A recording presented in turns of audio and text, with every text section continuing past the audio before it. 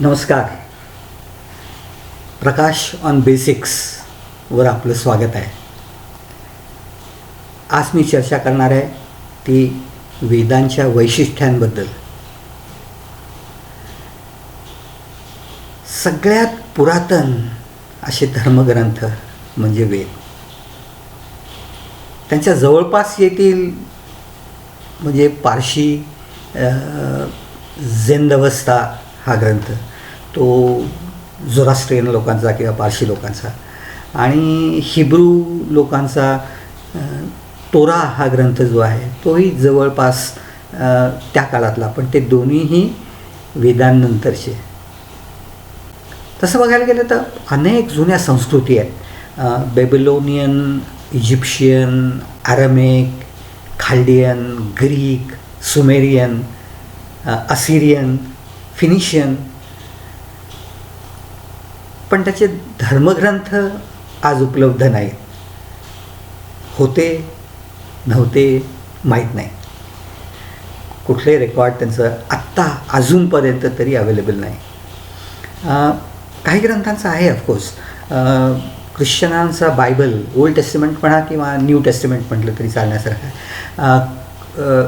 इस्लाम धर्मासाठीचं कुराण, बुद्धांनी वापरले ती त्रिपिटकं, जैनांची आगमं, गुरुग्रंथ साहेब जो धर्मग्रंथ आहे शीख लोकांचा, पण हे सर्व धर्मग्रंथ हे नंतरचे आहेत, खूप नंतरचे आहेत.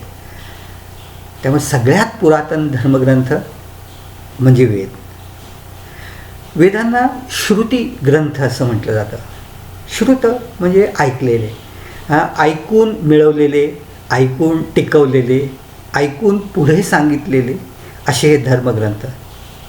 गुरुकडून शिष्याकडे, त्यातला सर्वोत्तम शिष्य हा बहुतेक परत गुरु आणि मग त्याच्या शिष्याकडे, अशा पद्धतीने हे ज्ञान आपल्यापर्यंत पोचलं आहे.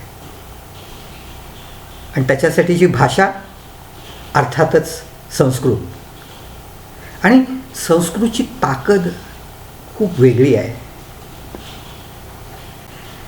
कमीत कमी 5000 वर्ष काहीही बदल न होता तंतोतंत उच्चारणासहित, गान पद्धतीसहित आपल्यापर्यंत हे ज्ञान पोचवलं आहे. हा संस्कृतचाच महिमा आहे. एकमेवाद्वितीय अशी ही भाषा. बाकीच्या भाषांचं काय? भाषा 100-200 वर्षात बदलते. 500-600 वर्षात इतकी बदलते की ते शब्द समजायला कठीण होतात. ज्ञानेश्वरीतले कितीतरी शब्द आपल्याला खरं तर नीट लक्षात यायला दुसऱ्या एखाद्या ग्रंथाचा किंवा कोणाच्या तरी माहितीचा आधार घ्यायला लागतो. 12 कसोवर भाषा बदलते असं आपण म्हणतो. म्हणजे वेगवेगळ्या बोलीभाषाही आहेत. भारतात तर शेकडो बोलीभाषा आणि चांगल्या प्रगत अशा भाषाही आहेत. पण भारतभर असलेल्या या भाषांमध्ये मूळ वेद सगळीकडेच संस्कृतमध्येच आहे. आता भाषांतरं आहेत, पण तो भाग वेगळा आहे. मग ह्या ज्या भाषा आहेत त्या प्रकृतीपासून निर्माण झाल्या म्हणून त्यांना बरेच वेळा प्राकृत असं म्हटलं जातं. नैसर्गिकरित्या आलेली बोलीभाषा म्हणजे प्राकृत. अशी भाषा बौद्धांनी वापरली ती पाली, जैनांनी वापरली ती अर्धमागधी किंवा महाराष्ट्री, आगमांसाठी वापरलेली भाषा. भाषेचं काय आहे की ती बदलत राहते. संस्कारांशिवाय तिचा मतितार्थ टिकणं फार कठीण असतं. आपण जे ऐकतो, आपण जे लक्षात ठेवतो आणि जे पुढे सांगतो यात खूपच लॉस होत असतो बरेच वेळा. शिक्षक म्हणून मला हे माहिती आहे की विद्यार्थ्यांपर्यंत पोचतं आणि त्यांच्यानंतर किती लक्षात राहतं ते. म्हणजे काहीतरी वेगळी पद्धत वापरली पाहिजे. आपल्याकडे एक खेळ आहे कानगोष्टी नावाचा. एकाने दुसऱ्याला सांगायचं आणि तिसऱ्याला, असं करत करत 7व्या-8व्यापर्यंत तो शब्द किती बदललेला असतो हे आपल्याला माहिती आहे. भाषेचंही तसंच आहे. त्यामुळे प्राकृत भाषेवर संस्कार करून जी तयार झाली ती संस्कृत, न बदलणारी. संस्कृतचे व्याकरणाचे नियम प्रॉबेबली जगात सर्वोत्तम आहेत. पाणिनीच्या अष्टाध्यायी या ग्रंथात हे लिहिलेले आहेत आणि ते अजूनही वापरले जातात. भाषा खराब होते म्हणजे काय? आपण एक उदाहरण घेऊ. माझ्याकडे दूध आलं, सकाळी पिशव्या आल्या, त्या बाहेर आहेत तशाच राहिल्या, खराब झालं. मग काय करायला पाहिजे? ते आत आणायच्या, दूध तापवायचं. तापवलेलं दूधही मला वाटतं दुसऱ्या दिवशीपर्यंत तसं राहतं, पण खराब होतं. मग काय करायचं? त्याचं दही लावायचं. मग ते आणखीन 1-2 दिवस टिकतं, पण परत आंबट होतं. मग त्याचं लोणी काढायचं. महिन्याभरात लोणीही खराब व्हायला लागतं, वास यायला लागतो. मग त्याच्यावर आणखीन संस्कार करायचे आणि त्याचं तूप बनवायचं. आणि मग हे तूप वर्षानुवर्ष उत्तम तसंच राहू शकतं. म्हणजे एकदा दुधावर संस्कार झाले की ते परत येणं शक्य नाही दुधाकडे. आणि हे तूप संस्कारित असल्यामुळे आहे तसंच उत्तम टिकून राहू शकतं. संस्कृती थोड्या प्रमाणात बदलले, पण 5000 वर्ष म्हणजे खूप मोठा काळ आहे. ऋग्वेदापासनं आत्तापर्यंत संस्कृतमध्येही थोडासा बदल झाला आहे आणि त्याचा फायदा काय आहे हे मी नंतर त्याच्याकडे येणार आहे. 16 संस्कार आपण म्हणतो तेही तसेच जीवनातले ट्रान्झिशन पॉईंट्स, परमनंट बदल असलेले पॉईंट्स. पुढे कधीतरी याची चर्चा करू. ही भाषा जी आपण वापरतो संस्कृत, ती विद्यार्थ्यांपर्यंत पोचवायची, कशा पद्धतीने पोचवायची याचेही काही नियम आहेत आणि हेही लक्षात घेतले पाहिजेत. वेदाध्ययनाची पद्धत खरं तर खूप खडतर आहे. त्याची अनेक कारणं आहेत. पहिलं कारण म्हणजे सर्व ज्ञान तेव्हापासून आत्तापर्यंत हे मुखोद्गत पद्धतीने आलं. अफाट पसारा आहे. वेदांच्या एकूण मंत्रांची संख्या ही 15,000 श्लोकांपेक्षा जास्त आहे. ऋग्वेदात 10,552 मंत्र आहेत. आणि मग वेद शिकण्यासाठी वेदांगांचा अभ्यास करायला लागतो, त्याचेही मंत्र आहेत. मग उपवेद आहेत, स्मृती आहेत, दर्शनशास्त्र आहेत, महाभारत, रामायण तेही आहेत. मग या सगळ्यासाठी शिक्षण पद्धती काहीतरी वेगळ्या पद्धतीची असायला पाहिजे आणि तीही कशी होती हेही आपण लक्षात घेतलं पाहिजे. पद्धत म्हणजे गुरुगृही जाऊन शिकायचं, गुरु परंपरेप्रमाणे शिकायचं. म्हणजे गुरुला माहीत असलेलं ज्ञान आपण मिळवायचं. त्यांच्या स्वतःच्या शाखा असायच्या, त्यामुळे त्यांचं ज्ञान एका विशिष्ट दिशेने, एका विशिष्ट पद्धतीचं असायचं. ते ज्ञान आत्मसात करायचं. वेदाध्ययनासाठी एकदा मुंज झाली की 8व्या वर्षी गुरुगृही जायचं. कमीत कमी 12 वर्ष ब्राह्मणांनी अभ्यास करायचा, क्षत्रियांनी 8 वर्ष, वैश्यांनी 6 वर्ष. शूद्रांना या ज्ञानाचा डायरेक्ट उपयोग नाही म्हणून त्यांनी त्याच्यात वेळ घालवू नये असं मत त्या काळी होतं. त्याची अनेक गैरसमज झाले, त्याची चर्चा आपण परत कधीतरी करू. रोज 12 तास अभ्यास करायचा, एकही दिवस सुट्टी नाही. गुरुगृही राहायचं, भिक्षा मागायची, बाकीची कामं करायची आणि अभ्यास करायचा. मग त्याच्यासाठी काही टेक्निक्स डेव्हलप केली. आपल्याकडे त्यांच्यासाठी काही विशिष्ट शब्द आहेत. लक्षात घ्या, 10,552 मंत्र पाठ करायचे आहेत. मग ते पाठ कसे करायचे तर त्याची एक पद्धत सगळ्यात सोपी आणि पहिली म्हणजे क्रमपाठ. म्हणजे श्लोक क्रमांक 1, 2, मग 2, 3, मग 3, 4, 4, 5 असं करत करत करत करत 10,552 पर्यंत जायचं. रोज नाही, लिमिटेड नंबर, मग तो परत रिपीट करत पुढे जायचं. हा क्रमपाठ. मग आणखीन एक पद्धत होती, पुढची पायरी, ती म्हणजे जटापाठ. 1, 2, 2, 1, 1, 2. मग एक काढून टाकायचा आणि एक ॲड करायचा. म्हणजे 2, 3, 3, 2 म्हणजे रिव्हर्स क्रम आणि परत सरळ म्हणजे 2, 3. पुढच्या वेळेस तेच करायचं, एक काढायचा, एक ॲड करायचा. म्हणजे 3, 4, 4, 3, 3, 4 असं करत करत करत. त्यामुळे काय होतं की रिपीट होत जातं. आणि मग हे मनात हळूहळू हळूहळू मंत्र ठसत जातात. आणखी एक पद्धत आहे, त्याला घनपाठ असं म्हटलं जातं. सरळ, रिव्हर्स, हे 2 साठी करायचं, मग 3 साठी करायचं, मग 1 स्किप, मग 1 ॲड आणि परत सुरू. विक्रम सांगतो, लक्षात घ्या. 1 2 2 1 1 2 3 3 2 1 1 2 3. आता मगाशी सांगितल्याप्रमाणे पहिला काढून टाकायचा आणि नवा ॲड करायचा. त्यामुळे 2 3 3 2, मग 2 3 4 4 3 2 2 3 4. पुढच्या वेळेस 2 काढायचा, 5 ॲड करायचा, म्हणजे 3 4 4 3 3 4 5 5 4 3 3 4 5. 10,552 पर्यंत जायचं, करत राहायचं. आणि हे फक्त ऋग्वेदासाठी. एका माणसाच्या लक्षात राहणं कठीण. त्यामुळे हे सर्व कलेक्टिव्ह प्रोसेस होती. म्हणजे एक शिष्य पुढे, मुख्य शिष्य असेल तो किंवा गुरु स्वतः, आणि मग त्याच्याबरोबर म्हणत राहायचं आणि सगळ्यांनी एकत्र म्हणायचं.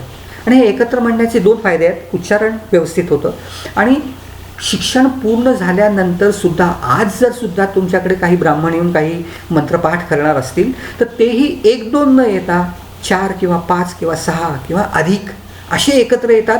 कारण चुकण्याची शक्यता या प्रोसेसमध्ये कमी होत जाते. उच्चारण व्यवस्थित होतं आणि कलेक्टिव्ह इफेक्ट यांनी मंत्र सामर्थ्य वाढतं तेही येतं.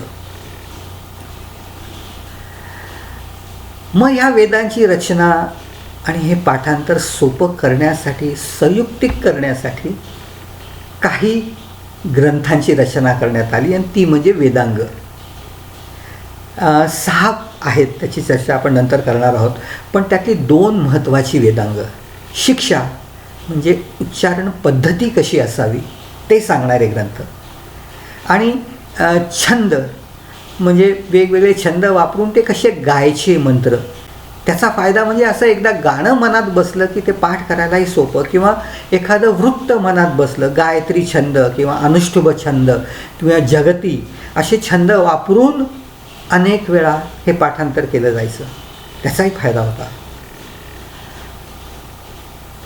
4 वेद, ऋग्वेद, यजुर्वेद, सामवेद, अथर्ववेद, 6 वेदांग, निरुक्त, शिक्षा, छंद, व्याकरण, कल्प, ज्योतिष,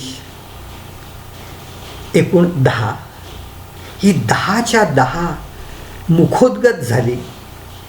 पाहिजे त्या क्षणी पाहिजे तो मंत्र सांगता आला तर अशा विद्वानाला दशग्रंथी ब्राह्मण असं म्हटलं जायचं. विद्यार्थी आपच्यासारखेच, त्यामुळे सगळ्यांना एवढं सर्व जमणं शक्य नव्हतं. त्यामुळे जे अगदी टॉपर्स ते असे दशग्रंथी ब्राह्मण किंवा त्या खालचे, मग काही, मग त्याच्या खालचे काही, मग त्याच्या खालचे काही, आणि मग आपल्या फॅमिलीत जसे ग्रंथ असतील तसं पाठांतर करायचं, त्या पद्धतीचं पाठांतर करायचं. आणि मग इतकी मग वडील सांगायचे की बाबा तू आपण हे पाठ केलं आहे, तू हेच कर, म्हणजे मलाही तसं रिव्हिजन घेता येईल, किंवा आजोबांनी केलं आहे, नातवांनी केलं आहे, पुरुषांनी केलं आहे. अशा पद्धतीने काही फॅमिलीजमध्ये व्यवस्थितप्रमाणे 1 किंवा 2 किंवा 3 किंवा 4 असे वेद किंवा त्याहून जास्ती किंवा वेगळे असं पाठांतर केलं जायचं. आणि त्याचा परिणाम म्हणजे त्या लोकांना त्या आडनावांनीच ओळखलं जायचं, आणि ती आडनावं आजही आहेत. बेदी इज ओरिजिनली वेदी, आणि आपल्याला द्विवेदी माहिती आहेत, म्हणजे ज्यांना 2 वेद येतात ते. त्रिवेदी माहिती आहे ज्यांना 3 वेद येतात ते. चतुर्वेदी आपल्याला माहिती आहेत ज्यांना 4 वेद येतात ते. आणखीन एक आडनाव आहे शुक्ला किंवा शुक्ल. तर ॲक्च्युली यजुर्वेदाचे कृष्ण यजुर्वेद आणि शुक्ल यजुर्वेद असे 2 भाग आहेत, आणि शुक्ल यजुर्वेद हा पुढचा आणि जास्ती महत्त्वाचा, म्हणून ते पाठ करून ते टिकवणारे जे ते शुक्ल. त्यामुळे आपली आडनावंसुद्धा या वेद पठणांनी जोडलेली होती. आता पुढचं वैशिष्ट्य, वेद हे अपौरुषेय आहेत असं म्हटलं जातं. म्हणजे मानव निर्मित नाहीत. याचा अर्थ ते देवनिर्मित आहेत. ह्याची काही लॉजिकल कारणं आहेत, ती जास्ती महत्त्वाची आहे. मगाशी म्हटल्याप्रमाणे जवळपास 16,000 मंत्र, श्लोक, आणि ते निर्माण करणारे शेकडो कॉन्ट्रीब्युटर्स, आणि हे अनेक पिढ्या होत आलेले ग्रंथ.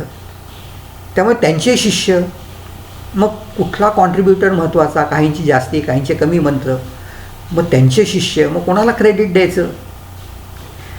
त्याच्यापेक्षा देवानीच निर्माण केले असं म्हटलं की आपोआपच सर्वजण विश्वास ठेवतात, सर्व त्याचा अधिकार मान्य करतात, सर्व ते सत्य आहेत हे मान्य करतात, सर्व ते महत्त्वाचे आहेत हे मान्य करतात, आणि ते सर्वोत्तम आहेत यातलाही मान्यता मिळते. म्हणून कुठेही शंकेला जागा उरत नाही. त्यासाठी ते अपौरुषेय म्हणजे देवांकडून आलेले. तसं आणखीन एक कारण आहे, तो पण ते मी नंतर सांगतो. वेद हे सर्व ज्ञानाचं भांडार आहे असं म्हटलं जातं. लक्षात घ्या की हे त्या काळातलं सर्व ज्ञान आहे, 5,000 वर्षापूर्वीचं. आत्ता या 20 वर्षात जे ज्ञान मानवाला मिळालेलं आहे ते त्याच्या आधीच्या 50 वर्षांइतकं आहे. त्याच्या आधीची 200 वर्ष जे ज्ञान आलं ते त्या 100 वर्षांपेक्षा कमी आहे. त्याच्या आधीच्या 1000 वर्षातलं ज्ञान त्याच्यापेक्षा कमी. हे एक्सपोनेन्शियल पद्धतीने ज्ञान वाढत असतं. त्यामुळे 5,000 वर्षापूर्वी किती ज्ञान होतं याचा अंदाज आपण बांधू शकतो आजची प्रगती बघितली तर. पण त्या काळातलं त्यांनी जमा केलेलं सर्व ज्ञान त्यात होतं. तेव्हा महत्त्वाचं वाटणारं सुरुवातीला वेदत्रयीमध्ये, आणि मग ज्ञान जसं जसं आणखीन वाढलं तसं अथर्ववेदात आलं, आणि मग त्याला जोडून असलेल्या बाकीच्या ग्रंथातही आलं, उपवेदात आलं, वेदांगात आलं. काय महत्त्वाचं याचे संदर्भ कालानुरूप बदलत असतात, पण काही गोष्टी अशा आहेत की त्या बदलत नाहीत.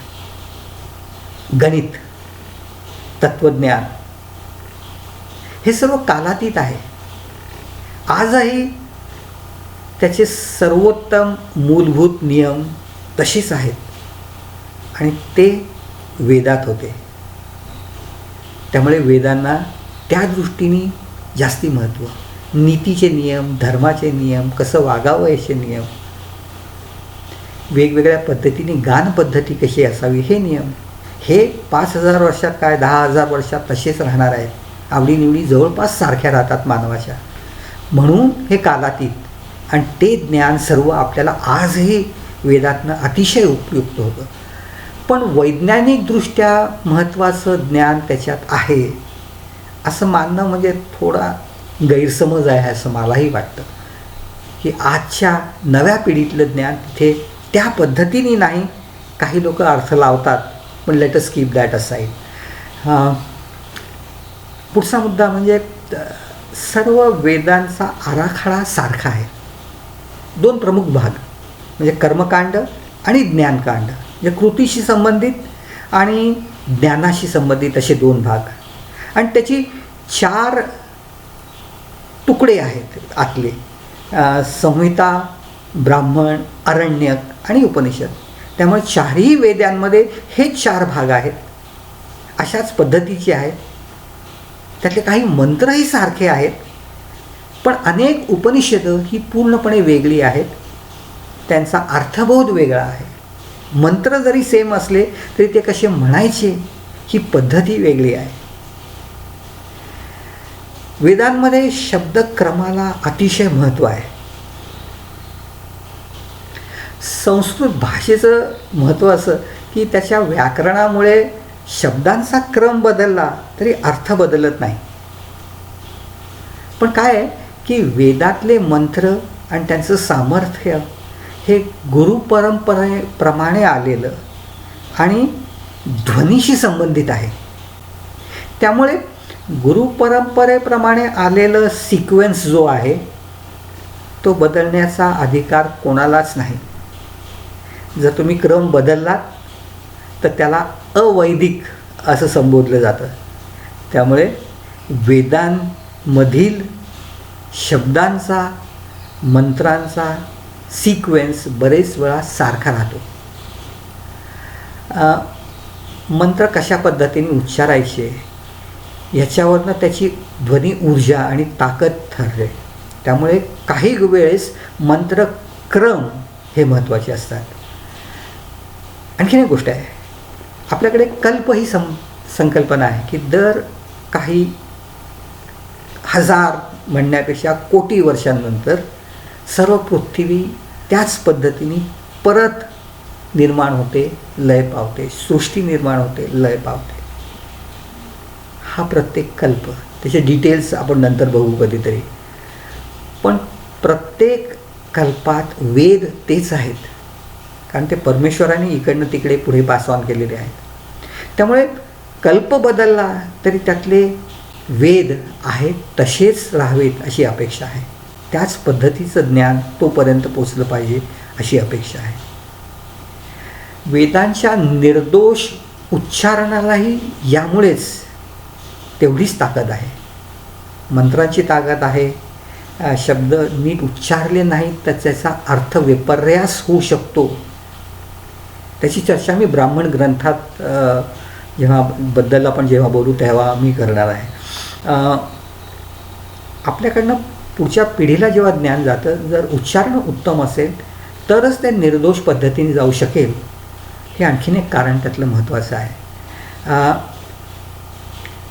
मगाशी मी म्हटलं, पण काय होतं माहिती आहे का, की अनेक मंत्र जरी सारखे असले तरी प्रत्येक वेदाची रिक्वायरमेंट वेगळी आहे. सामवेदात ते गायन आहे, म्हणून तेच मंत्र जरी असले तरी त्याची उच्चारण आणि गायन पद्धती वेगळी आहे, कारण त्याचा वापर वेगळ्या कारणासाठी आहे, उद्दिष्ट वेगळं आहे. त्यामुळे त्यानुसार काही बदल पाहिजे तेव्हा नक्कीच करण्यात येतात. आवाहन करतानाचे मंत्र वेगळ्या पद्धतीने, एरवी वापरात असलेले तेच मंत्र वेगळ्या पद्धतीने, अशी स्थिती आहे. या वेदांच्या त्यामुळे शाखा आहेत. काही शब्द तुम्ही ऐकले असेल, तैत्तिरीय, शाकल, कौथुम. मग ही परंपरा एखाद्या फॅमिलीत पण चालू राहते. परंपरेनुसार मी हिरण्यकेशी शाखेचा आहे, तैत्तिरीय संहिता फॉलो करणारा आहे. बाकीचे अनेक जण अनेक वेगवेगळ्या शाखा फॉलो करणारे असतात. शाखा म्हणजे ब्रांच, फांदी. पण मंत्रांचा सिक्वेन्स कसा वापरायचा आणि कशाला महत्त्व द्यायचं हे शाखेनुसार ठरवतं. मंत्र सर्व तेच असतात कारण वेद तेच आहेत, पण मंत्राचा सिक्वेन्स बदलू शकतो. ह्याचं सरळ सोपं उदाहरण बघायचं तर आपण भारतीय लग्न पद्धती जर बघितली तर तुमच्या असं लक्षात येईल की उत्तर भारतीय किंवा दक्षिण भारतीय किंवा महाराष्ट्रातले किंवा बंगालमधले किंवा राजस्थानमध्ये मंत्र शेवटी मुळातले तेच, पण काही वेळेस लग्न सकाळी, आपल्याकडे सकाळचे लग्न असतात. उत्तर भारतात सर्व लग्न प्रथा संध्याकाळी सुरू होते. दक्षिण भारतात काही भाग एका दिवशी, काही पुढच्या दिवशी, काही त्याच्यानंतर.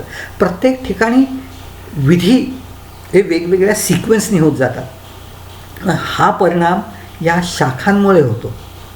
तर अशा पद्धतीने वेद जरी एकच असले तरी शाखा वेगवेगळ्या असू शकतात. त्यातल्या कितीतरी शाखा या कालानुसार टिकल्या नाहीत, नाहीशा झाल्या. त्याची चर्चा पण मी नंतर करणार आहे कधीतरी. वेदांचा भाषेच्या मुळाशी संबंध आहे. भाषा म्हणजे काय, तर त्यातले स्वर आणि व्यंजन. मग संस्कृतचेही स्वर आणि व्यंजन असतीलच. ऋग्वेदातली पहिली ऋचा ओम अग्निमळे पुरोहितम आणि पुढचा अशी आहे. या पहिल्या ऋचेतच सर्व महत्त्वाचे स्वर आणि व्यंजन यांची तोंडओळख होते. कारण गुरु शिकवायला सुरुवात करतो तर ह्यापासूनच सुरू करणार आहे. आणि मग इथेच प्रत्येक शब्दाची फोड करून जर सांगत गेली तर भाषेचं ज्ञानही आपोआप त्याबरोबरच येत राहते. काही गोष्टी परंपरेनुसार असतात आणि काही अर्थ आणि काही वैशिष्ट्य ही सुद्धा परंपरेवर अवलंबून असतात.